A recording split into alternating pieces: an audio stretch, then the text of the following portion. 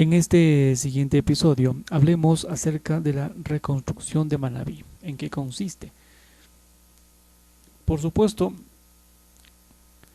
información verificada. El caso Reconstrucción de Manabí explicado. El 5 de enero del 2024, un juez, Luis Rivera, dictó prisión preventiva para el ex vicepresidente Jorge Glass y para Carlos Bernal, ex secretario del Comité de Reconstrucción. ¿En qué consiste? Esta información está en GecaCity, por si acaso.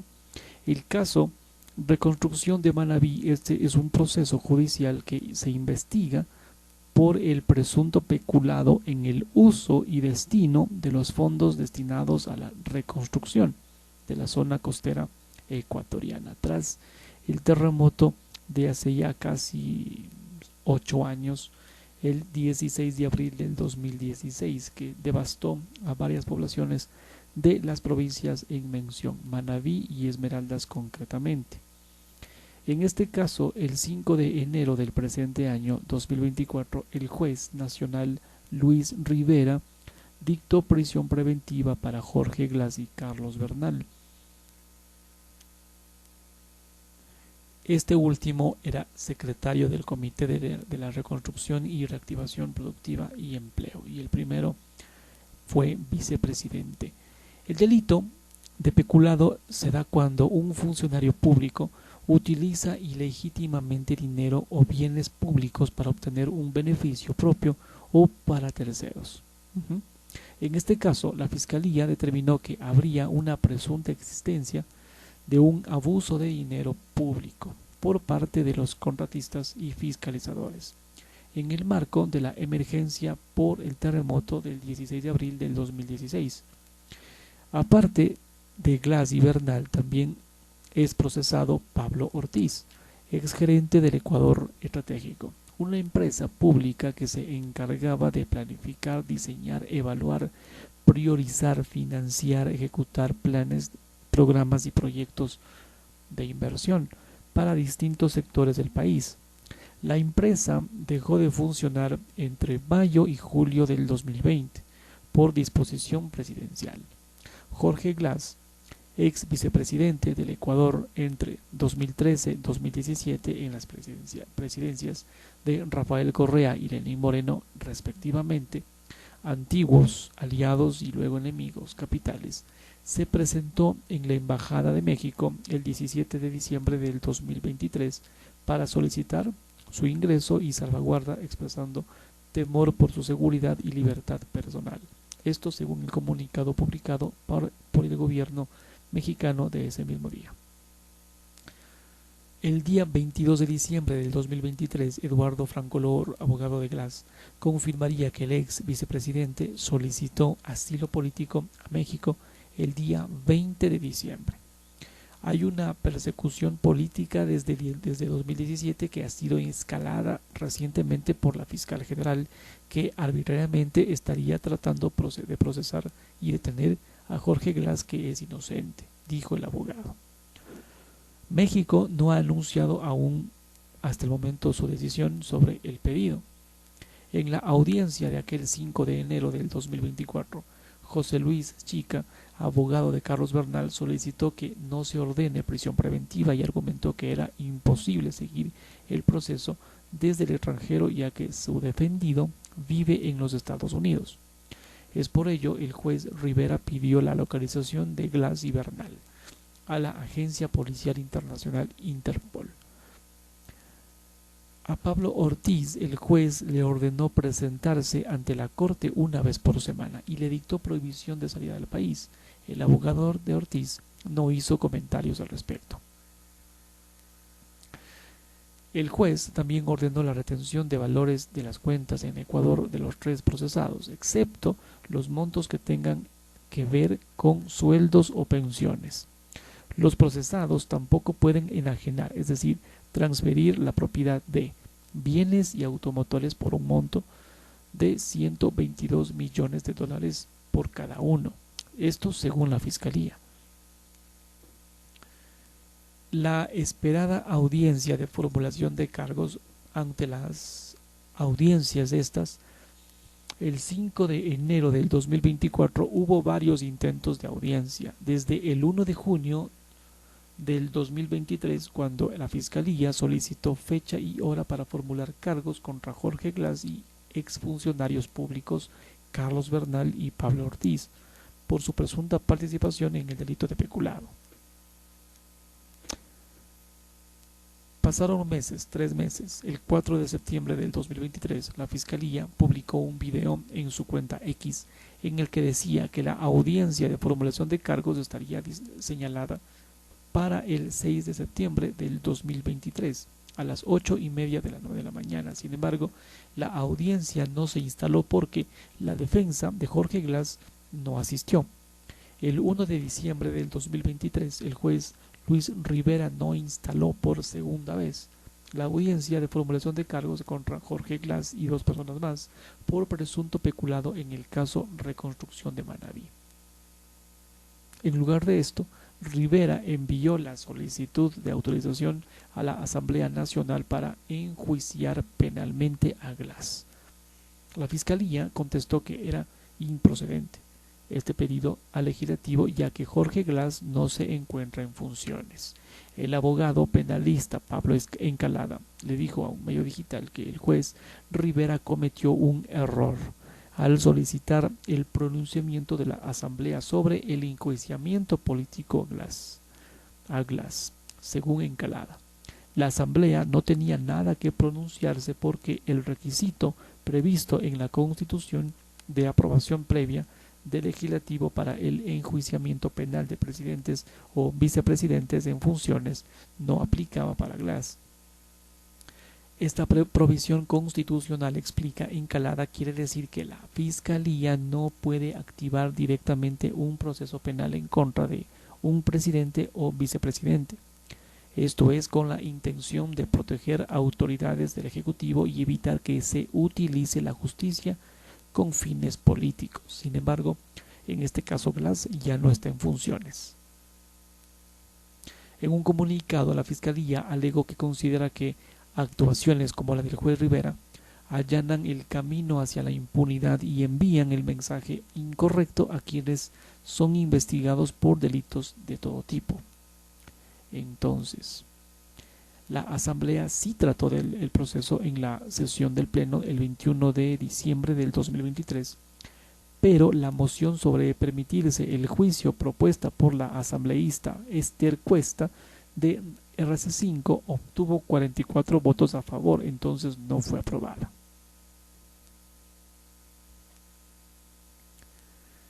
El presidente de la Asamblea, Henry Kronfle, no estuvo presente en la sesión del 21 de diciembre de ese año, pero al día siguiente dijo que como no hubo una resolución sobre el tema del juicio contra Glass por parte de la Asamblea, no pases nada, y que el estatus legal de Glass es exactamente el mismo que si no hubiera tratado el tema. Para Pablo Encalada, la Asamblea no tendría nada que pronunciarse, por lo que el tránsito por el legislativo fue inútil y no tendría ninguna consecuencia jurídica. Es por esto que el proceso seguiría en curso y el juez Rivera dictaría prisión preventiva para Glass y Bernal. Ahora, según Encalada, lo que sigue es la instrucción fiscal, que duraría 90 días. Luego continuaría la investigación y una vez que termine, la fiscal tendrá que presentar una acusación, dice Encalada. Después, explica Encalada, hay una etapa intermedia en donde la Fiscalía decide si acusa o no a las partes involucradas. Al finalizar la instrucción fiscal, el juez del caso deberá decidir si es que acepta el dictamen fiscal, si es acusatorio y el juez lo acepta. El caso pasará a la etapa de juicio, en el que tendrá que dictarse una sentencia de culpabilidad o inocencia de los involucrados, explica Encalada. El inicio de la investigación. El terremoto del 16 de abril del 2016, si muchos lo recuerdan, ocurrió cerca de las 7 de la noche de un sábado, hasta entonces tranquilo. Tuvo una magnitud de 7,8 grados. Su epicentro fue en el cantón Pedernales, un pequeño balneario y centro camaronero de la provincia de Manabí, El terremoto dejó más de 650 fallecidos, más de 6.000 heridos y alrededor de 28.700 personas sin hogar. Pasaron 10 días después del terremoto. El 26 de abril, el gobierno de ese entonces, mediante un decreto ejecutivo, el presidente Rafael Correa creó el Comité de la Reconstrucción y Reactivación Productiva y del Empleo para construir y reconstruir infraestructuras necesarias para mitigar los efectos del terremoto, decía el decreto. El artículo 2 del decreto establece que este comité estará integrado por miembros permanentes que actuarán con voz y voto. Los miembros eran el vicepresidente Jorge Glass, como delegado del presidente de la República, secretario nacional de Planificación y Desarrollo, el ministro coordinador de Desarrollo Social, el ministro coordinador de Producción, Empleo y Competitividad, ministro de coordinador de Seguridad Interna y Externa, prefecto de Manabí y 2 alcaldes, en representación de las zonas afectadas. Jorge Glass, en ese entonces vicepresidente del Ecuador, presidió el comité. Otros de los objetivos que tuvo el comité, que están descritos en la cronología del caso elaborada por la Fiscalía, fueron implementar planes, programas, acciones y políticas públicas para la reactivación, producción, generación de empleo en las zonas afectadas. El 20 de mayo del 2016, el gobierno expidió la Ley Orgánica de Solidaridad y Corresponsabilidad Ciudadana para la reconstrucción y reactivación de las zonas afectadas por el terremoto. Esta ley buscaba recaudar contribuciones de todos los ecuatorianos y con ella se subió el IVA al 14%, menos en Esmeraldas y Manabí por un año. Rigió desde el 1 de junio del 2016 hasta el 31 de mayo del 2017. Sin embargo, varias de las obras que fueron prometidas luego del terremoto, usando los fondos destinados para esta, no fueron entregadas o quedaron a medias. Pregúntense por qué. Las denuncias. En 2019, el 25 de abril, 3 años después del terremoto, la Fiscalía recibió una denuncia del CPCC Transitorio, Consejo de Participación Ciudadana y Control Social Transitorio, el de Trujillo. Concluyó su periodo de transición el 1 de junio del 2019 sobre hechos relacionados al abuso de dineros públicos utilizando fondos para la reconstrucción de Manabí y Esmeraldas, según la Fiscalía. El 9 de mayo de ese mismo año 2019, según la cronología del caso, la Fiscalía recibió un informe con indicios de responsabilidad penal de la Contraloría General del Estado como parte de un examen especial a los contratos suscritos para la construcción de un parque, un tramo de acceso al puerto de Manta y un redondel. El financiamiento de dichos proyectos provino de la Ley de Solidaridad. El 10 de febrero del 2020, la Fiscalía recibiría otra vez más una denuncia por parte de este CPCCS por el presunto delito de delincuencia organizada. Según la Fiscalía, la denuncia mencionaba una supuesta reunión el 22 de mayo del 2017 entre Jorge Glass, expresidente del comité, y Carlos Bernal, exsecretario del comité. En la reunión, según la Fiscalía, también estuvo Pablo Ortiz, en ese entonces gerente general de la empresa pública Ecuador Estratégico. En esta reunión se habrían priorizado 584 proyectos sin un sustento técnico que evidenciaría la finalidad emergente de la reconstrucción, construcción o de reactivación productiva de las zonas afectadas por el terremoto. Esto dice la cronología. 3 años después, el 30 de mayo del 2023, luego de revisar y analizar la conexión de los hechos, es decir, las denuncias del CPCCS y el informe de la Contraloría, la Fiscalía unificó el expediente fiscal para que siga la investigación.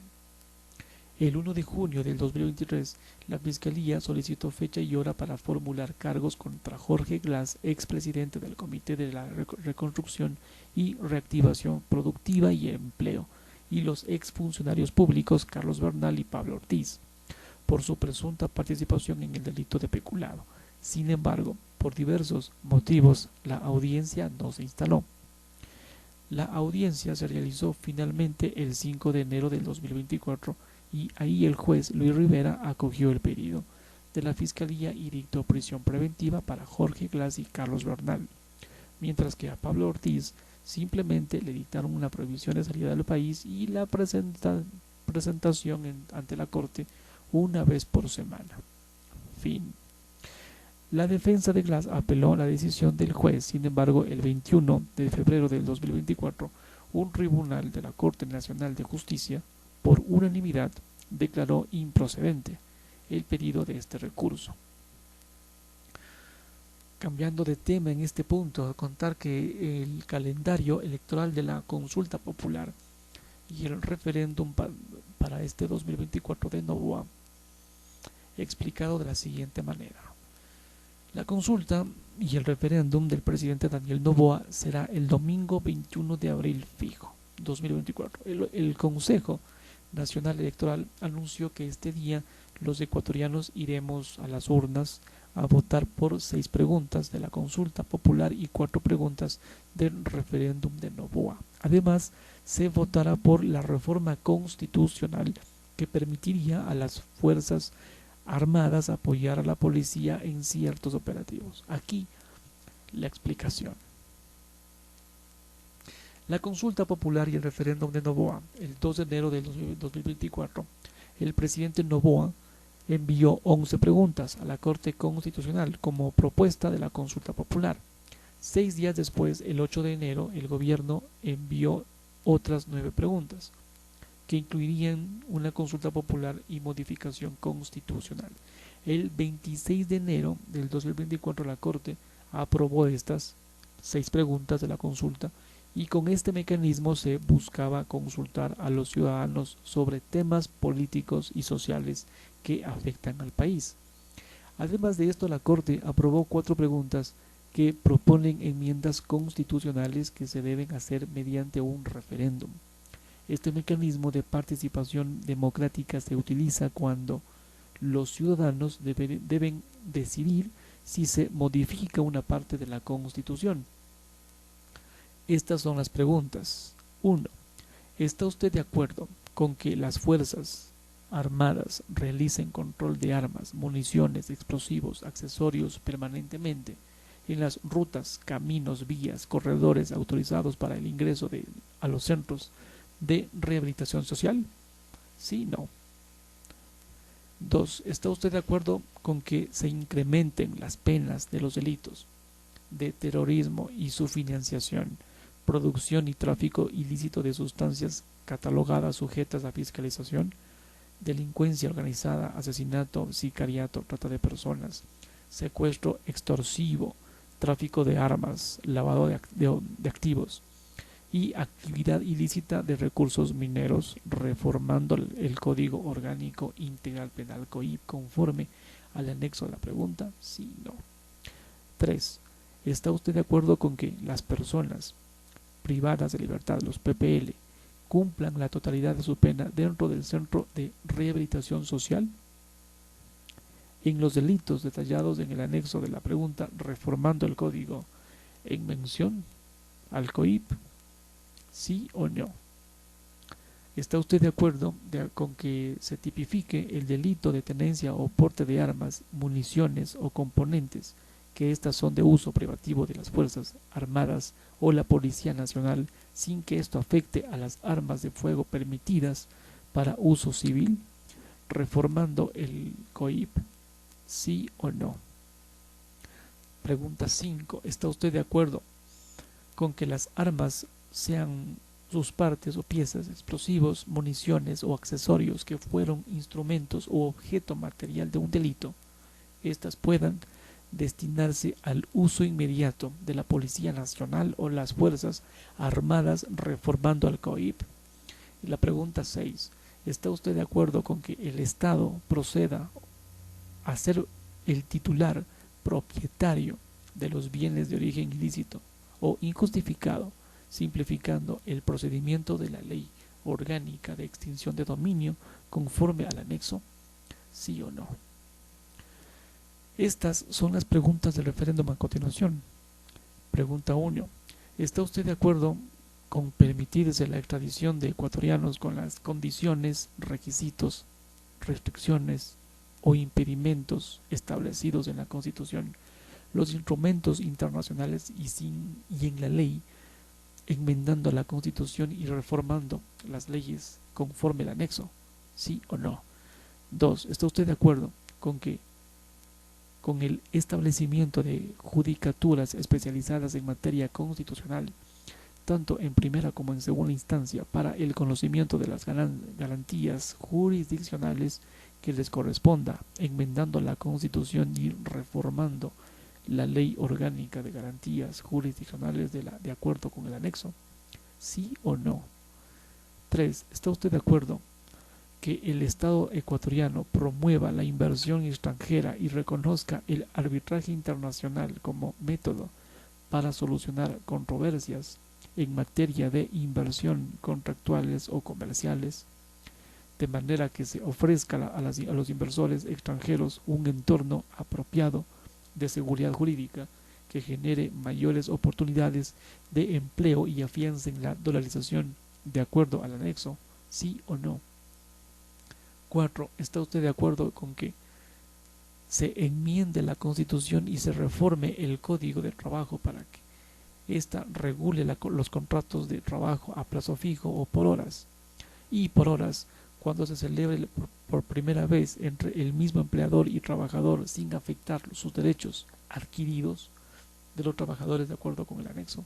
¿Sí o no? ¿Qué cosas? Esta reforma parcial de la Constitución, el día 21 de abril del 2024, de la consulta popular y referéndum, nosotros también decidiríamos sobre una reforma parcial a la Constitución. El 21 de diciembre del 2023, con 125 votos afirmativos, la Asamblea Nacional aprobó en segundo debate la reforma constitucional parcial al artículo 158 de la Constitución de la República, que permite que las FFAA, Fuerzas Armadas, brinden apoyo complementario a la Policía Nacional. Y esto se hizo en medio de la creciente crisis de inseguridad. El artículo 158 de la Constitución dice que la misión fundamental de las Fuerzas Armadas es la defensa de la soberanía y la integridad territorial, mientras que la protección interna y el mantenimiento del orden público son funciones privativas del Estado y responsabilidad de la Policía Nacional. La reforma aprobada en la Asamblea es una herramienta que nos permitiría al presidente usar otros recursos del Estado para defender a cada uno de los ecuatorianos y combatir la crisis de inseguridad que atraviesa el país, según dijo el asambleísta y presidente de la Comisión Ocasional de Enmiendas y Reformas Constitucionales, Otto Vera, en el Pleno. La reforma aprobada por la Asamblea, según el comunicado de la Asamblea en diciembre del 2023, establece que las funciones de coordinación entre las Fuerzas Armadas y la Policía Nacional serán subordinadas a las disposiciones del presidente y se dirigirán a los delitos de narcotráfico, lavado de activos, tráfico de armas y personas, terrorismo, minería ilegal, extorsión e intimidación y delincuencia organizada. Además, también se aplicaría cuando existe grave conmoción interna en el sistema penitenciario, dice el comunicado. Siguiendo el proceso establecido en la Constitución después de que el legislativo apruebe este proyecto de reforma constitucional, este debe pasar a la Corte Constitucional para que haga un análisis de forma. El 6 de febrero del 2024, el Tribunal más alto de la Nación aprobó la reforma sobre el rol de las Fuerzas Armadas. Sin embargo, para ser aprobado oficialmente, los ecuatorianos debemos votar a favor de este.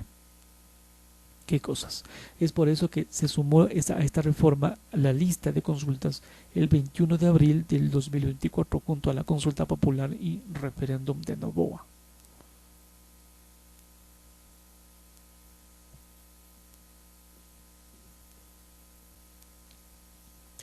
Esta atropellada elección del presidente del Consejo Nacional de Justicia, o CNJ, Consejo Nacional de Justicia, sin llegar a acuerdos y con la terminación del cargo, de Iván Saquicela, la Corte Nacional de Justicia tuvo que elegir a un presidente encargado. ¿De quién se trata? Hay cambios en esta. Desde el 7 de febrero del 2024, el juez José Swing es su presidente encargado. La jueza Egma Tapia es la presidenta subrogante. Ambos fueron posesionados luego de que no se cumpliera con la fecha límite que tenía para la elección del presidente de la CNJ. Quien resulte electo reemplazará a Iván Saquicela, quien presidió al Alto Tribunal Judicial desde febrero del 2021. La fecha límite para que Saquicela ejerza las funciones de presidente de la CNJ era el 5 de febrero del 2024. El 6, un día después, publicó su renuncia irrevocable en su cuenta X, antes Twitter. Pocos días antes, el día 26 de enero, la CNJ llevó a cabo un infructuoso proceso de elección para reemplazarlo. En estos dos intentos para escoger al sucesor de Saquicela, el Pleno de la Corte no llegó a un acuerdo. Necesitaban que 12 de los 15 jueces titulares votaran por un candidato. En una primera votación participaron como candidatos a la presidencia de los jueces Daniela Camacho, José Swing y el propio Saquicela, quienes obtuvieron 3, 3 y 9 votos, respectivamente. Para la segunda elección, el mismo 26 de enero, después de que Swing retirara su candidatura, Iván Saquicela volvió a llevarse 9 votos y Camacho 6. En el comunicado en que se anunció su renuncia, Saquicela aseguró que el respeto, lealtad, amor que le tenga a la función judicial era importante o más importante que mi posición jurídica. Hecha oficial su salida. El Pleno de la Corte pudo encargar formalmente la presidencia de forma temporal. Lo hizo el 7 de febrero y se designó a José Swing. Esta decisión también le daría tiempo a la CNJ, a la Corte Nacional de Justicia, para resolver de manera definitiva quién la iba a presidir por los siguientes 3 años. Entonces, la renuncia de Saquicela, sin embargo, no fue propiamente una renuncia como tal. El propio Consejo de la Judicatura, el organismo administrativo y disciplinario de la función judicial en Ecuador, dijo un par de horas después de que Saquicela anunciara que se iba, que la Dirección de Talento Humano le notificó que su designación como presidente de la CNJ había fenecido y que debía volver a lo que era antes, juez penal de la misma Corte. Las dificultades para la designación de esta nueva cabeza para la Corte Nacional de Justicia, estaría compuesta por 21 jueces, incluido el presidente, los titulares, y cuando estos últimos no estarían en su cargo por cualquier motivo, por jueces encargados. Además, la Corte tendría otros 8 conjueces. Los jueces se distribuyen en las siguientes salas: sala de lo contencioso tributario, sala de lo laboral, sala de lo penal, penal militar, penal policial, tránsito, corrupción y crimen organizado, sala de lo civil y mercantil, sala de la familia, niñez, adolescencia y adolescentes, sala de lo contencioso administrativo. La Corte tendría una fecha tope para solucionar el reemplazo de Saquicela, ya que para el 3 de febrero se iba a quedar sin 4 jueces titulares porque su tiempo en el cargo expiraba. Eso iba a dificultar la elección porque solamente quedarían 11 jueces titulares. Es por esto que se seleccionó el 26 de enero para que sea la elección del presidente de la CNJ. Pero como ya quedó claro, ese día no hubo acuerdo. Los jueces Luis Rivera, Walter Macías y Byron Guillén de la Sala de lo Penal y Fabián Racines de la Sala de lo Contencioso Administrativo dejaron sus cargos el 3 de febrero, luego de cumplirse el tiempo reglamentario de 9 años en los cargos.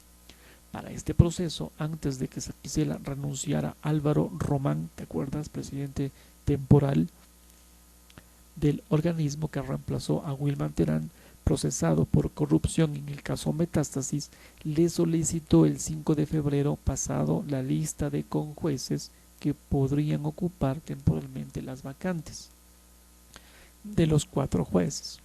Esto hasta que la judicatura designara nuevos jueces titulares tras el concurso que, de acuerdo al propio Román, se volverá a abrir en marzo 2024.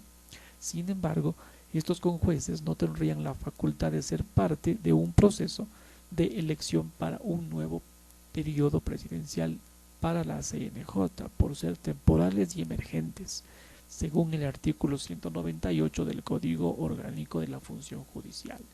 Es así que la ausencia de estas 4 magistraturas o magistrados titulares impediría que el Pleno de la Corte Nacional pudiera elegir a su nueva presidencia o presidente. Para que lleguen estos nuevos jueces es necesario que se abra un nuevo concurso. El anterior concurso para reemplazar a estos 4 jueces arrancó en julio 2023 cuando Wilman Terán era presidente. El 18 de enero de 2024 este concurso fue declarado nulo por varias anomalías, entre ellas carpetas que ingresaron después del cierre del plazo. No hubo parámetros claros para el comité calificador. Un aspirante pidió recalificación y su nota mejoró sin explicación alguna. ¡Wow! Se convocaron a un segundo examen de competencias conductuales, entre comillas, esta vez de carácter presencial, el 21 de noviembre de 2023, algo que no estaría previsto en el reglamento del concurso.